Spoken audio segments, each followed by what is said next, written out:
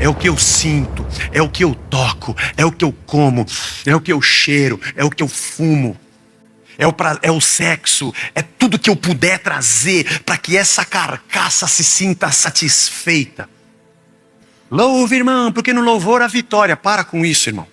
Você não louva porque no louvor a vitória. Se você louva porque você quer vitória, você não está louvando a Deus, está louvando a você. Acorda. Você louva porque Ele é Senhor, porque Ele é Deus, porque Ele é Rei, e porque Ele reina, e porque nós rendemos a nossa vontade a Ele.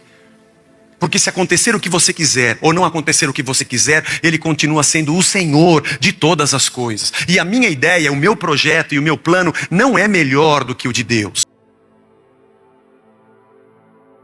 Nesse mundo existe isso, o desejo da carne, o desejo dos olhos e a soberba da vida. Mas isso não procede do Pai. Isso procede do mundo. E na verdade aqui o termo procede, a gente traduziu assim, mas é o verbo ser. Isso aí não é coisa do nosso reino de Deus, isso é coisa dessa terra que a gente está sentado vivendo nela. Ora, o mundo passa e os seus desejos também passam. Mas aquele que faz a vontade de Deus permanece para sempre. Amém. Irmãos, essa pregação é uma pregação muito, muito difícil de fazer. Porque a gente está dentro disso aqui. Diga a você que essa é uma pregação feita com um pouco de agonia. Porque nós somos tão entranhados e engolidos pela vida que a gente vive nesse mundo, que falar dessas coisas, elas mexem um pouco com a nossa imaturidade. Por isso a gente sofre. João, quando diz aqui, e nós estamos passeando pela primeira carta a João, né, nesse mês, dentro do nosso periago, quando ele diz a palavra mundo, a tradução nós traduzimos como mundo, a palavra cosmos, do grego, que significa ordem. É uma ordem. Na verdade, o mundo de hoje é uma grande desordem, é um grande caos. Mas João chama isso de a ordem que a gente vê das coisas aqui. A lógica e o contexto que a gente vive nesse mundo. Uma ordem caótica, mas é isso que a gente tem. Quando ele diz não ame o mundo, ele não está apenas dizendo não ame o dinheiro ou a luxúria ou qualquer outra coisa. Ele está dizendo de um sistema terreno, leve-me ao seu líder, de um sistema terreno que nos engoliu. Nós somos reféns disso aqui, porque isso aqui é muito vivo para nós. Algumas frases do Evangelho e palavras de Cristo precisam bater contra a nossa resistência terrena. Tipo, o que ele disse para Pilatos: o meu reino não é desse mundo. Ou uma frase de Paulo: pensai nas coisas que são do alto, e não nas que são da terra. Ou João Batista: metanoia, mude a cabeça de vocês, porque chegou o reino dos céus. Ou a parábola de Cristo, falando sobre o homem que construiu um celeiro e ajuntou muita coisa. Louco, essa noite vão pedir a sua alma, e essa é a sua vida. O que você está ajuntando vai servir para quê? Esse sistema terráqueo, ele está nos sufocando. E parte do nosso sofrimento nesse mundo é porque a gente não consegue se desconectar disso. E quando Cristo disse para Pilatos: o meu reino não é desse mundo, até mesmo os discípulos que depois da morte de Cristo, eles voltam a trabalhar, voltam a pescar, talvez na decepção de que o Senhor, o Messias, que nós achávamos que seria rei, venceria os romanos e traria de novo o reino de Israel, não fez isso. Mas é óbvio que não.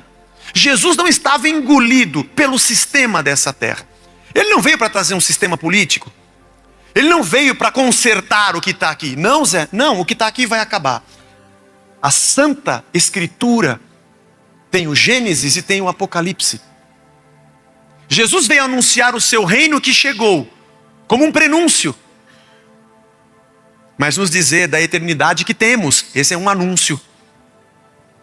Enquanto estamos aqui, fazemos o que fazemos, inclusive no cultivar e nos nossos projetos, Não porque nós queremos transformar esse mundo. Eu não posso ir contra a palavra de Deus. Ele vai de mal a pior. Fazemos isso porque não conseguimos fazer outra coisa. Porque o que pulsa em nós é o reino de Deus. O que pulsa em nós é a misericórdia, é a graça, é o amor. O que pulsa em nós é a missão. Se formos governados e amarmos o sistema de vida que há nesse mundo, nós vamos sofrer e enlouquecer. A lógica desse mundo é de investir e receber em troca. A lógica desse mundo é de ajuntar e construir. A lógica desse mundo é de vencer e superar. A lógica do reino de Deus parece que é às avessas. Se você tem, reparta. Se você recebeu de graça, doe de graça. Se você ama, se entregue. Diga não a você mesmo. Negue-se a si mesmo, tome a sua cruz e siga-me.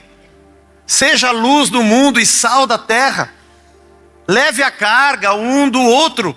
Tem alguém chorando? Chore com ele. Tem alguém celebrando? Celebre junto com ele. Seja servo.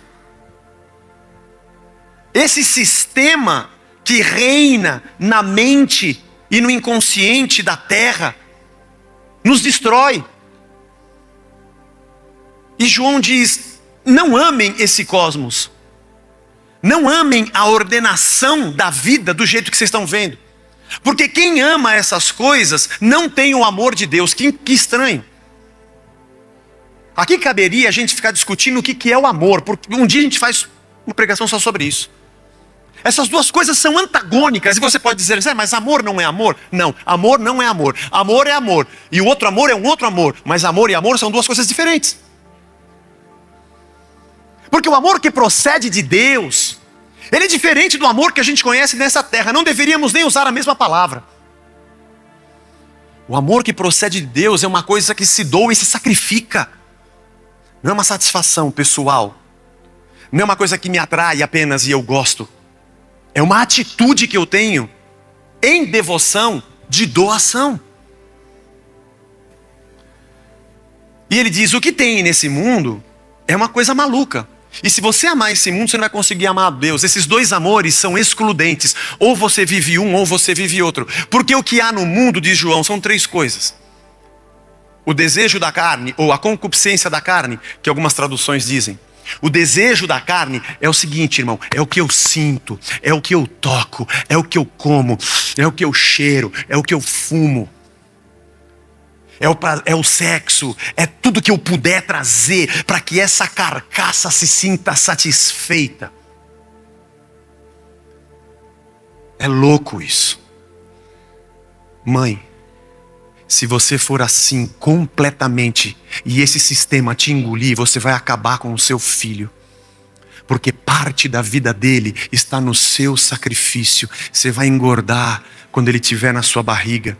Você vai amamentar. Pai, se você não quiser que ninguém te atrapalhe de madrugada, você não vai conseguir criá-lo. Você vai ter que levar ele quando tiver dor de garganta. A concupiscência da carne está esparramada por essa terra. Eu quero sentir, eu quero experimentar, eu quero ter a experiência, eu quero arrepiar, eu quero ter, eu quero possuir. Dane-se qualquer um. Se a mulher não me dá isso, eu arrumo outra. Se meu filho me atrapalha, eu saio de casa. Se esse emprego não tem, eu arrumo outro. Se essa cidade não tem, eu mudo. Porque o que importa sou eu. Sutilmente, esse pensamento está na nossa religião. Porque nós usamos Deus para nos dar a satisfação da nossa carne. Desconecta desse sistema louco do mundo. Não ame esse tipo de pensamento. Essa lógica não funciona para nós, somos cristãos. O que há no mundo é a satisfação pura e simples, a qualquer custo, da minha vida. Minha vida está passando, e eu tenho que experimentar, eu tenho que viver, está acabando. Para nós, esse sistema não funciona, porque para nós não está acabando, aliás, nem começou. O último inimigo a ser vencido é a morte, diz Paulo, e nós vamos vencê-lo. E vamos sair disso porque é o desejo do mundo e as coisas dele passam. Graças a Deus. Além do desejo da carne, nós temos o desejo dos olhos. a fascinação, a tentação, a ganância, o deslumbre. Nós somos engolidos por isso nessa terra. O fruto que está na árvore é vistoso, é bom para se comer. Os teus olhos são a lâmpada do teu corpo, disse Jesus. Se os teus olhos forem bons, todo o teu corpo terá luz. Mas se eles forem maus, que grandes trevas serão.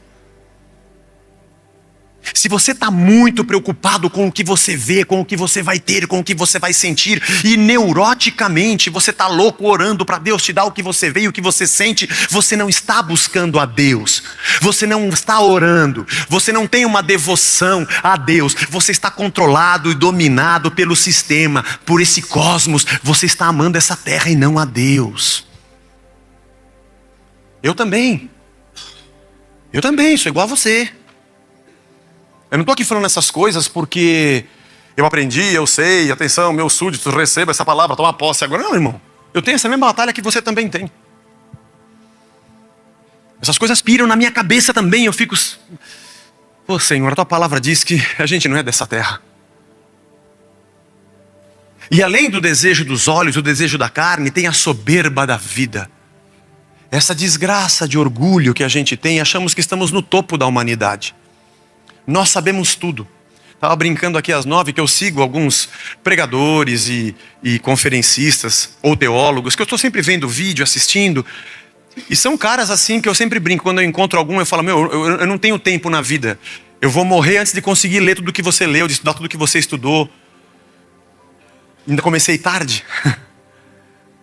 E aí então, quando eu vejo às vezes algumas palestras.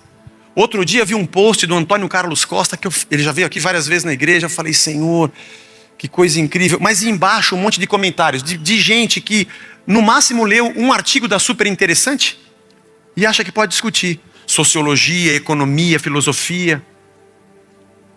A internet deu voz a todo mundo. Que pena, né?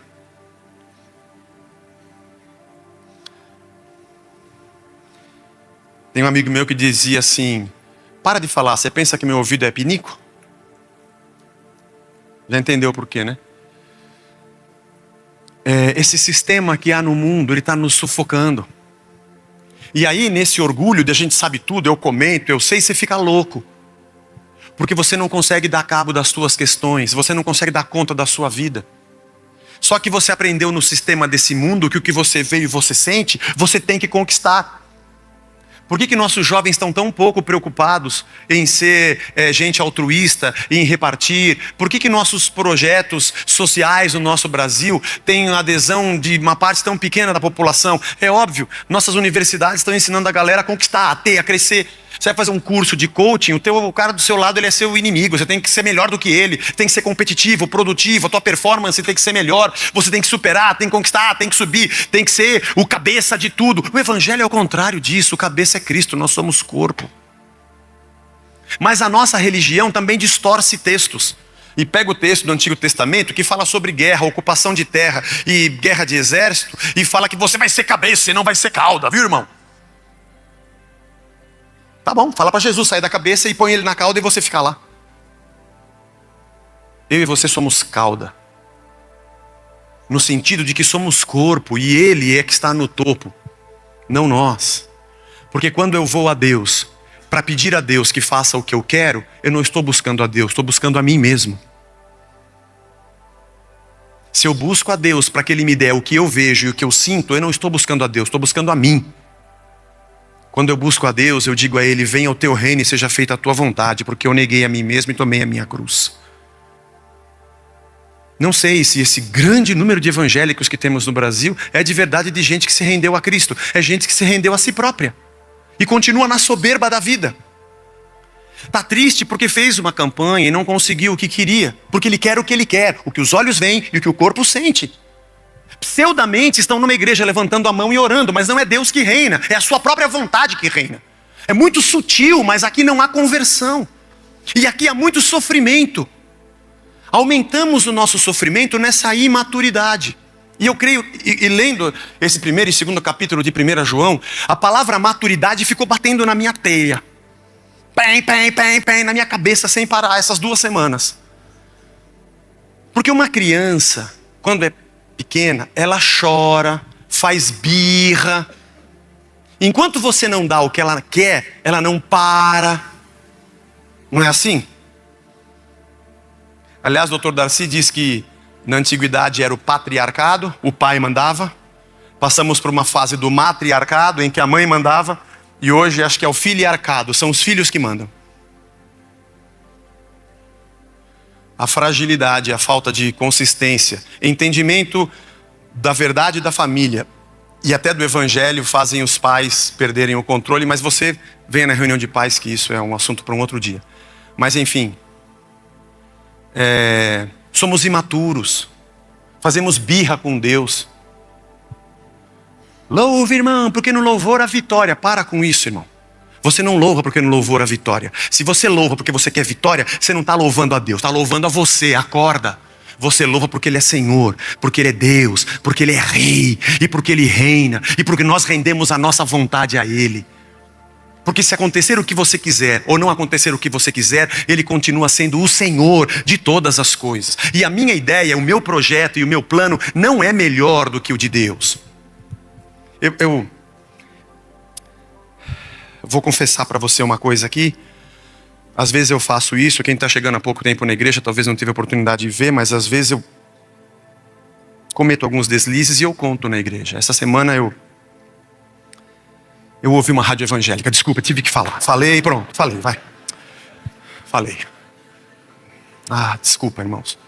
Eu não sei o que você vai pensar de mim. Não sei o que você vai pensar a partir de hoje. Mas eu ouvi uma rádio evangélica. A gente usa o mesmo carro em casa, né? E meu filho tem as rádios que ele gosta. E eu tenho as que eu gosto. Então essa semana eu falei, eu vou salvar. Aliás, o seu é o F1, agora o meu é o F2, tá? Então eu vou... Ele trabalha com produção e gosta de outros tipos de música que eu não gosto. Então eu preciso de...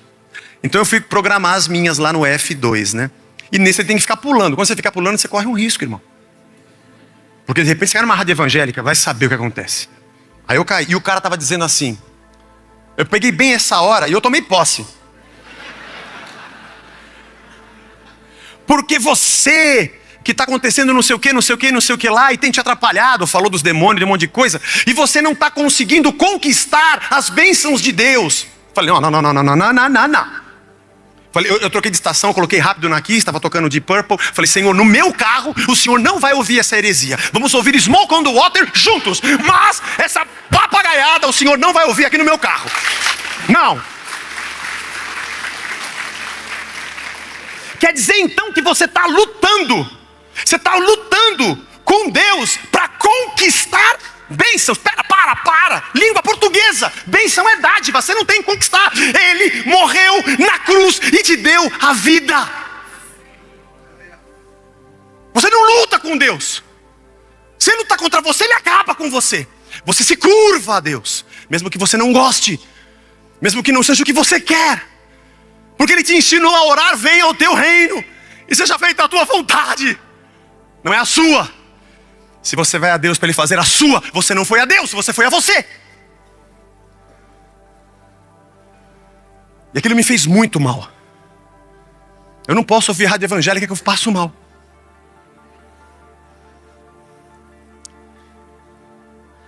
Bota um Marilyn Manson rápido.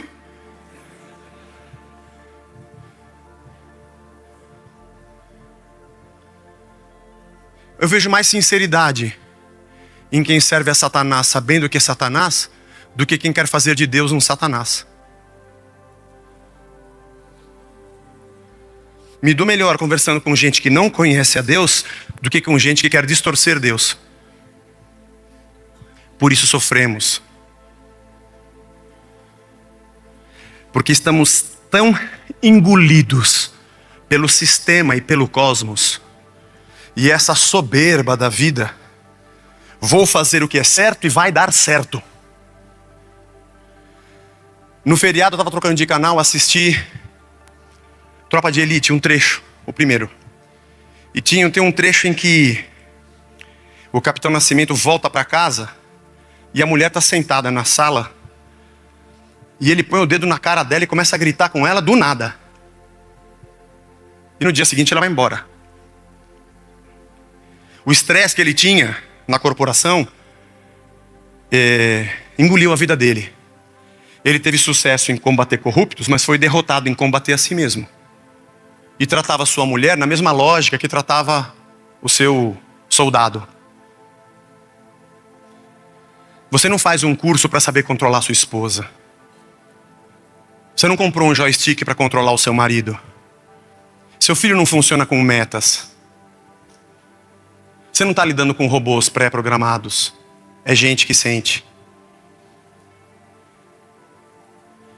Esses sistemas e essas ordens podem funcionar para muita coisa, mas o nosso reino não é desse mundo. Aliás, isso engoliu a nossa religião. Por isso temos sistemas de campanhas, de oferta, de dinheiro, para termos controle de Deus. E não servimos a Deus, servimos a nós mesmos. Isso daria muito certo e seria muito bom se Cristo não tivesse dito que o reino não é desse mundo. Isso seria maravilhoso se ele não tivesse dito: no mundo tereis aflições. Porque quem disse isso foi Cristo. Mas ele disse, como disse o Vagnão aqui: eu estou com vocês todos os dias. Eu sou a fortaleza de vocês. Eu vou estar com vocês todos os dias até a consumação dos séculos. Eu vou para o Pai, mas não vou deixar vocês órfãos. O meu Espírito vai morar dentro de vocês. E Ele vai fazer vocês lembrarem todas as palavras que eu tenho dito. E meu Espírito vai dar a vocês dons. E vai capacitar vocês para que vocês sirvam uns aos outros. E a obra da minha palavra e do meu Espírito vai moldar a cabeça de vocês, a ética de vocês. E vocês vão ter um outro fruto. Justiça ao invés de justiça, amor ao invés de ódio, paz ao invés de guerra. Porque o fruto do Espírito vai mostrar para esse mundo que eu estou dentro de vocês. Porque a gente anda na contramão desse sistema. Aliás, vão dizer nessa terra que nós somos tontos, que nós somos bobos, que nós somos trouxa. Porque a gente ama, porque a gente perdoa, porque a gente anda mais uma milha. A gente perdoa 70 vezes 7. A gente entrega a capa, a gente vira outra face. Não venha me perguntar: mas o que esse mundo vai dizer? Eu não tenho que dar satisfações a esse cosmos. Eu não fui engolido por esse sistema. Eu preciso fazer rodar o programa do reino. No meio dessa loucura. Mas se nós amarmos essa loucura, nós morremos. Se você tiver que ter um carro automático, blindado, importado, para você provar para o teu vizinho que você é espiritualmente mais forte, acabou tudo. Se Deus precisar disso, Ele não tinha levado o seu filho à cruz. Nem os apóstolos teriam morrido perseguidos pelo Império Romano.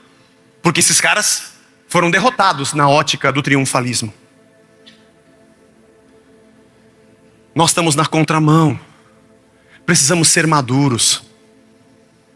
Mas eu posso dizer a você, irmão, que eu passo por essa mesma crise. Porque tem coisas na minha vida que eu queria ter o controle. E eu também faço birra. Não sou sapatinho de fogo, mas sapateio. Eu quero que Deus faça, eu quero que Ele faça agora. E tem alguns causos que se arrastam há alguns anos. E a pergunta é: Senhor, quando que isso aqui vai acabar? A resposta de Deus é: calma, quando você morrer acaba.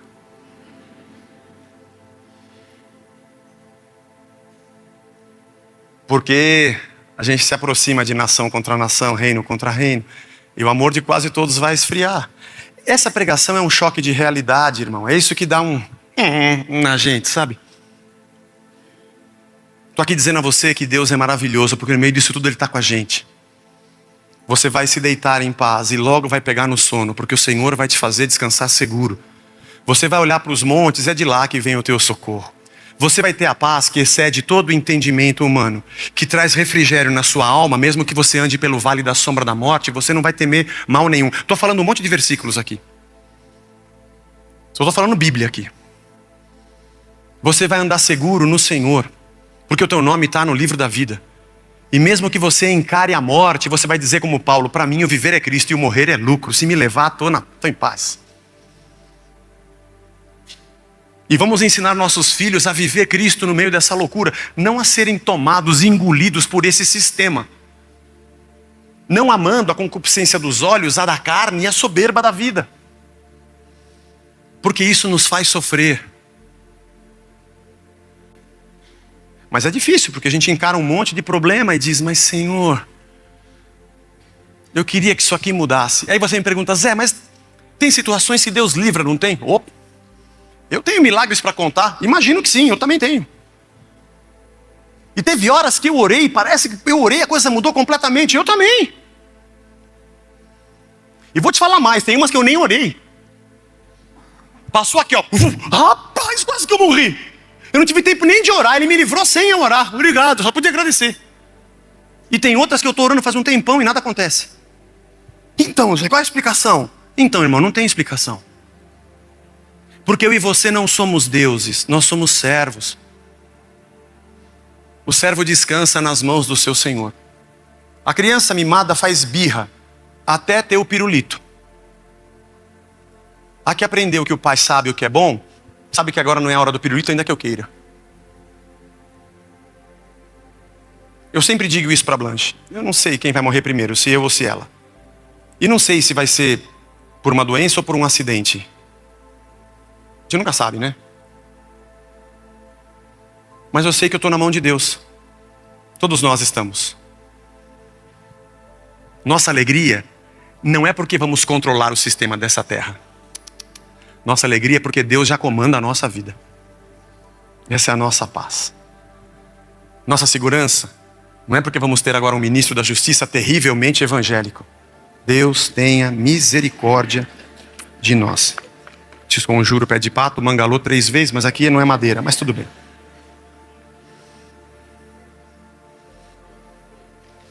Essa afirmação vai gerar muitos comentários na pregação aqui. A gente suporta. Mas a verdade é que a gente não cabe nessa terra. Mas a gente faz parte dela, a gente está nela. A gente socorre, a gente missiona, a gente abraça, a gente ama, a gente prega, a gente reparte. Pisando no chão, mas sem raízes. A cabeça está em outro lugar, pensando nas coisas do alto. E olhando para o nosso lar, para a nossa vida comunitária, e tratando filho, esposa, irmão, amigo, como Cristo nos tratou.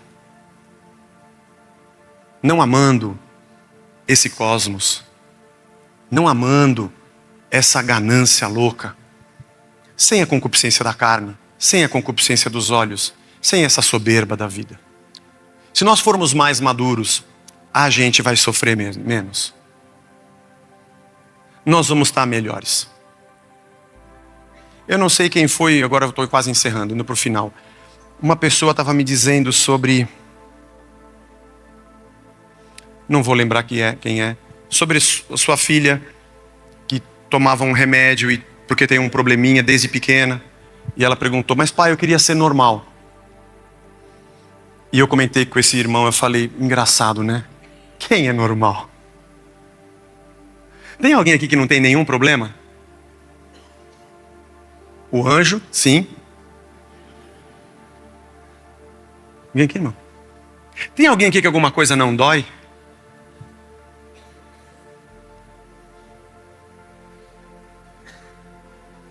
Veja como... Agora deixa eu contar uma coisa. Tem alguém aqui que mesmo passando por essas batalhas, já viu Deus agindo? Sim, lógico. Deus está com a gente, irmãos. Não é porque a gente sapateia, não é porque a gente dá oferta, não é porque a gente fez campanha, é porque Ele é bom. Porque teve dias que o bagulho passou, você não teve tempo nem de orar, mas Ele te livrou, porque Ele é bom. Ele está conosco até a consumação dos séculos. Vai ter um dia que Ele não vai livrar, mas esse vai ser o melhor dia, vai ser quando Ele levar a gente. É o melhor dia. Quando a gente estiver aqui com o pedido de oração, aqui na frente, falando, irmãos, o Zé Bruno foi nosso pastor, está jubilado, aposentado, velho. A Blanche está aqui pedindo oração, porque ele já está nas últimas. Vamos pedir para Deus levá-lo.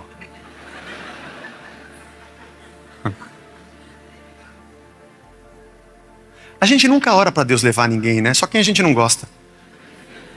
Por quê? Porque nós achamos que aqui é bom. Porque nós somos engolidos pelo sistema dessa terra. E achamos que o problema da nossa vida é essa pessoa que a gente quer que morra. Não entendemos que o problema somos nós, pecadores. A gente devia estar fazendo o contrário. Deixa esse cara aqui que isso aqui vai arder. Eu quero ir para a tua presença. Já que você quer manter o ódio, ora certo pelo menos. Não vou nem falar do seu pecado. Continue com ele, estimação. Mas pelo menos ora certo. Que Deus nos dê maturidade. Ao mesmo tempo que você está enfrentando essa carga que você está enfrentando, olha para a tua vida, irmão, ela está andando. É ou não é? Está aí, ó. E é isso mesmo, irmão. Vai ter umas que Deus vai te livrar, outras Ele vai deixar. Tem uns espinhos na carne que são bons, que é para te fazer ouvir a Deus, entendeu? E vai embora. E segue. Troca a palmilha aí, dá umas injeções nessas varizes e vamos que vamos. Até o dia que Ele nos chamar. Mas enquanto a gente estiver aqui, nós estamos anunciando o reino. Sabendo que Ele não é aqui. Ou pelo menos não agora. Nova Jerusalém é outro lugar. O legal de tudo é saber que quando alguém está entre nós, parece que já está aqui. Não é? Eu vim aqui, eu estava batendo com vocês aqui, tomando um cafezinho lá, a gente estava batendo papo. Rapaz, parece que o reino de Deus já está aqui. Não, na verdade ele já está. É que ele não chegou ainda, mas ele chegou, mas não está. Quer dizer, como assim chegou, mas não está? Ele chegou, ele está, mas não é só aqui, porque aqui tem muita coisa ruim ainda aqui. O bom é perceber que pelo menos no metro quadrado que a gente pisa, Deus reina em nós. Que reine na nossa casa, que reine nos nossos casamentos, que reine na nossa comunidade, que reine na nossa igreja. Que não fiquemos sapateando porque o mundo está ruim. Quando alguém me pergunta, Zé, o Brasil... Quando isso vai mudar? Vai mudar algum dia? Eu falo, claro, vai piorar.